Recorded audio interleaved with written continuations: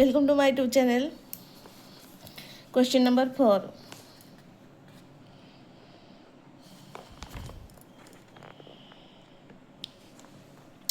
Write the chemical formula of the following compounds. 1. Aluminum nitrate, 2. Calcium oxide and 3. Ferric oxide. So 5 4 तक हो गया था कल, आज 5 से करेंगे. तो 5 1 एल्यूमिनियम नाइट्रेट, एल्यूमिनियम के नीचे लिख लेंगे एल्यूमिनियम और नाइट्रेट के पास NO3. एल्यूमिनियम की सिंबल और चार्ज. एल्यूमिनियम के पास है +3. क्यों +3? क्योंकि एल्यूमिनियम की एटॉमिक नंबर 13 है. तो K सेल में 2, L सेल में 8 इलेक्ट्रॉन और KLM M सेल में 3 इलेक्ट्रॉन है. 2 + 8 10, 10 + 3 13. तो 13 अगर इसको स्टेबल होना हो तो ये 3 इलेक्ट्रॉन डोनेट करके खुद स्टेबल हो जाएगा. तो एल्यूमिनियम 3 इलेक्ट्रॉन डोनेट कर देगा तो इसके पास इलेक्ट्रॉनिक कॉन्फिगरेशन में आ जाएगा 2 और 8. तो ये ऑक्टेट कंप्लीट है और स्टेबिलिटी भी है, स्टेबल भी है. सो इसकी जो चार्ज है +3 है और नाइट्रेट की चार्ज है -1. तो कहाँ से नाइट्रेट आया? इधर अगर नहीं होता तो इधर से एक बॉक्स है बुक में, ये वाला सम कंपाउंड जो कि पॉलीएटॉमिक है, जिसकी आयन है तो 3 4 6 7 है. तो इसको याद कर लेना बस. तो जो नाइट्रेट है वो NO3 माइनस नेगेटिव है तो इसकी जो वैलेंसी हो जाएगा वो -1 हो जाएगा. तो अब हम क्रॉस मल्टीप्लिकेशन कर लेंगे इसको. तो ये हो जाएगा Al1, Al के पास 1 आ गया और NO3 के पास 3 आ गया. तो 1 को तो नहीं लिखते, इसलिए AlNO3 3 हो गया. AlNO3 whole 3.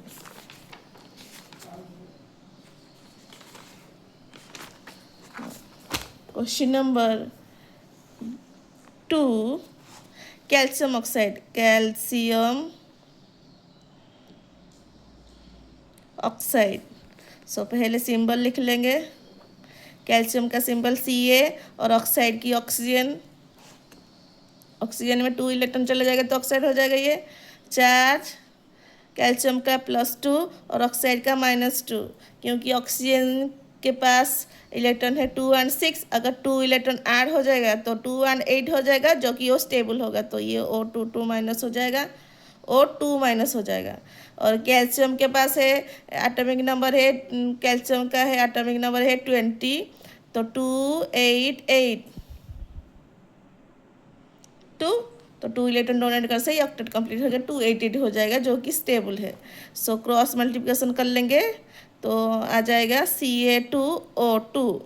तो 2 2 सेम है तो लिखने की कोई ज़रूरत नहीं, बस CaO लिख लेना. ये हो जाएगा कैल्शियम ऑक्साइड.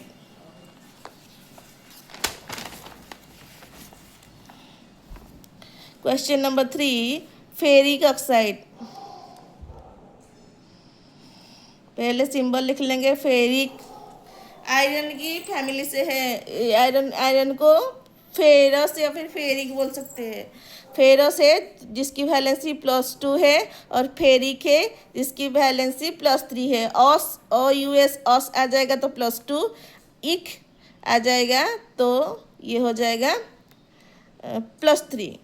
तो हमारे पास आयरन की जो फेरिक है तो हम पहले आयरन लिख लेंगे सिंबल और ऑक्साइड से ऑक्सीजन. और चार्ज में आ जाएगा उसके आयरन के +3 और ऑक्साइड का भी बोला था कि -2 होने से वो स्टेबल हो जाएगा.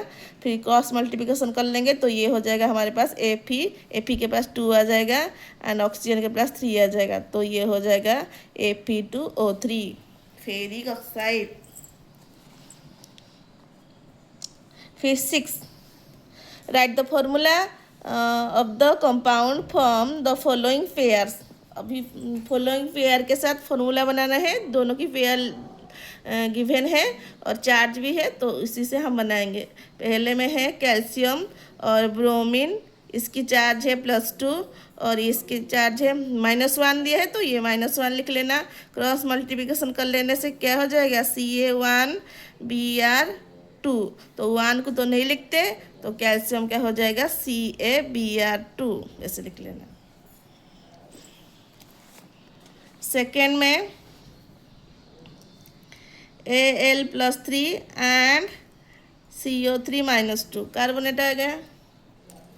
तो पहले लिख लेंगे एल्यूमिनियम और कार्बोनेट, तो ये इसके +3, एल्यूमिनियम के नीचे +3 और कार्बोनेट के नीचे -2, फिर इसको क्रॉस मल्टीप्लिकेशन कर लेंगे तो ये हो जाएगा Al2CO3 ब्रैकेट लिख के (3).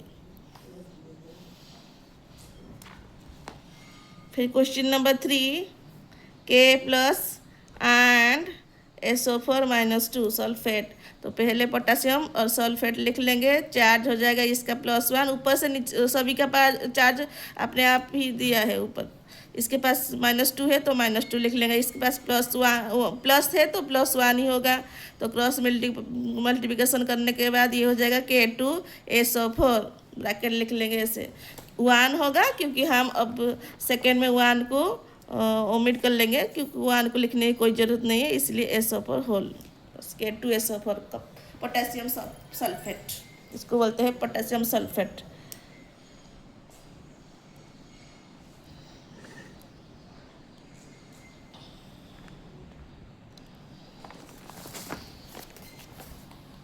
फिर भी है एमोनियम एंड Cl। तो पहले एमोनियम को लिख लेंगे Cl, एमोनियम की प्लस है तो +1 और माइनस है तो -1, क्रॉस मल्टीप्लिकेशन करने से ये हो जाएगा एमोनियम 1 Cl 1। तो इसको 1 लिखने की कोई ज़रूरत नहीं है, बस एमोनियम क्लोराइड NH4 (3) इसको बोलते हैं। राइट द फॉर्मूला, बस फॉर्मूला लिखने को बोला है तो ठीक है, नाम नहीं लिखने को बोला नहीं है।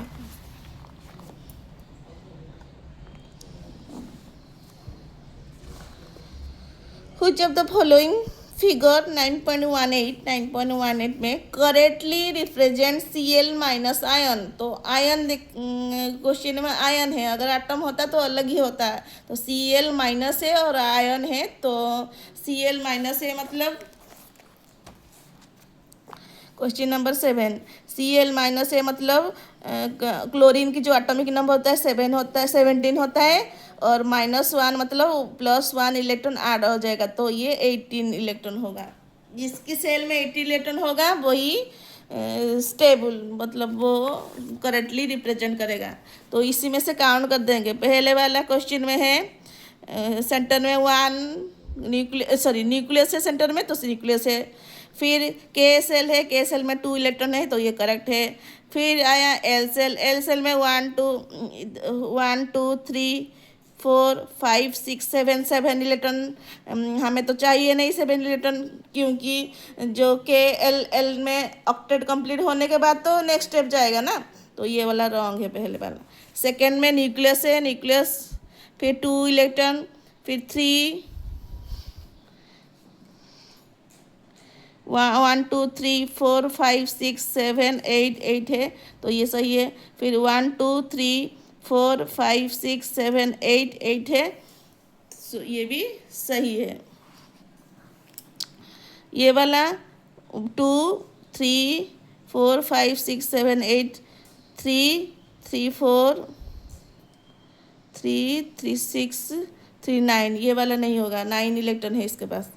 ये वाला 2 3 2 5 7 8 3 3 2 5 6 7 8 है, फिर 3 4 5 6 7 है, तो ये वाला नहीं होगा। तो आंसर हो जाएगा 2 का, 7 का आंसर 2 हो जाएगा, क्योंकि न्यूक्लियस है, न्यूक्लियस में 2 इलेक्ट्रॉन है, K सेल में इलेक्ट्रॉनिक कन्फर्मेशन हो जाएगा, ये 2 8 एंड 8 हो जाएगा। आयन है इसीलिए 18 इलेक्ट्रॉन ऐड, मतलब 1 इलेक्ट्रॉन ऐड हो जाएगा तो 18 हो जाएगा। L सेल में 8 इलेक्ट्रॉन है, इसके पास K सेल में 8 इलेक्ट्रॉन, L सेल में 3 + 2 1 2 3 4 5 6 7 8 इलेक्ट्रॉन है, तो सही है ये। के एल एम एम सेल में है 1 2 3 4 5 6 7 8 8 इलेक्ट्रॉन है, तो ये स्टेबल है। मतलब यही वाला फिगर सही है, 2 का ये वाला फिगर सही है, correctly denote Cl minus ion. Question number 8, determine the formula unit mass of the following substance.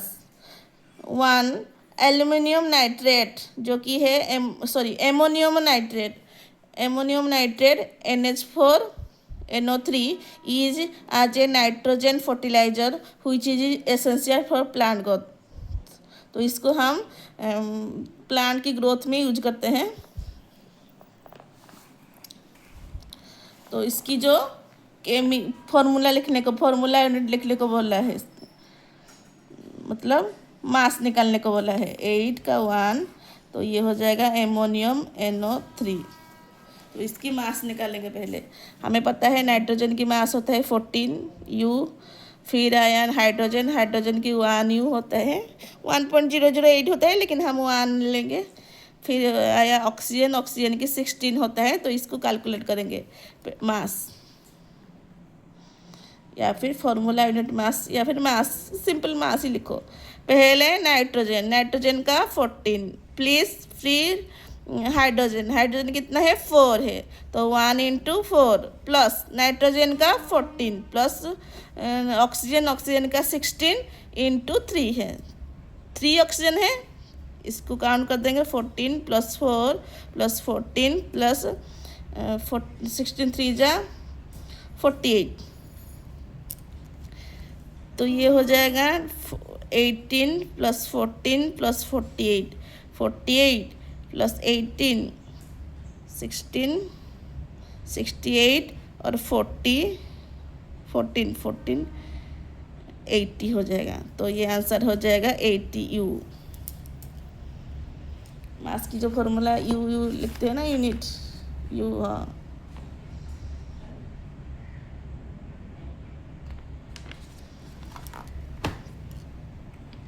फिर क्वेश्चन नंबर 2,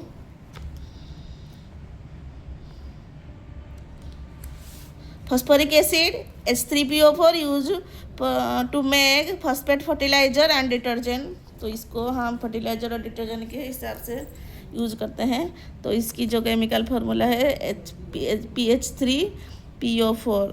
तो H का मास है 1 यूनिट, यहाँ पर लिख लेना, अगर समझ नहीं आता तो साइड में लिख लेना। फास्फोरस का 31 होता है और ऑक्सीजन का होता है 16। सो मास 1 × 3, क्योंकि हाइड्रोजन का मास 1 है और हमारे पास 3 हाइड्रोजन है, इसलिए 3 प्लस फॉस्फोरस के पास 31 मास है 31 प्लस 4 × ऑक्सीजन का मास है 16। तो ये 3 + 31 + 64, तो ये हो जाएगा 34 + 64 98 unit.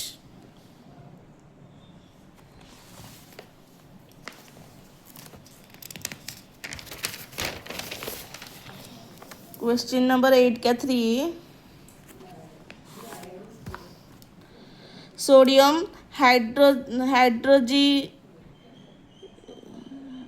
Sodium hydrogen carbonate NaHCO3 use to relieve acidity and help in digestion. तो डाइजेशन में हमें हेल्प करता है। तो इसकी जो फॉर्मूला है NaHCO3, हमें Na चाहिए, तो Na मतलब सोडियम की मास है 23, क्योंकि एटॉमिक नंबर है 11 और जो इसके पास जो न्यूट्रॉन है वो ऐड होके ये 23 हो जाएगा। फिर आया हाइड्रोजन की जो मास है 1 है, और कार्बन की 12 है, और ऑक्सीजन की 16 है। तो इसको काउंट करेंगे। पहले मास हाइड्रोजन का 23 प्लस सोडियम का 23, हाइड्रोजन का 1 प्लस कार्बन का 12 प्लस 3 × 16, क्योंकि हमारे पास ऑक्सीजन 3 है। तो ये हो जाएगा 23 + 1 + 12 + 48, तो 24 प्लस 12 प्लस 48, तो ये हो जाएगा 6, 36 प्लस 48 84, आंसर आ जाएगा 84 यूनिट। तो चेक कर लेंगे सही है कि नहीं, पीछे में आंसर है लास्ट 84, 98, 80, तो हमारे भैया आया है 84, 98, 80, तो सही है ये।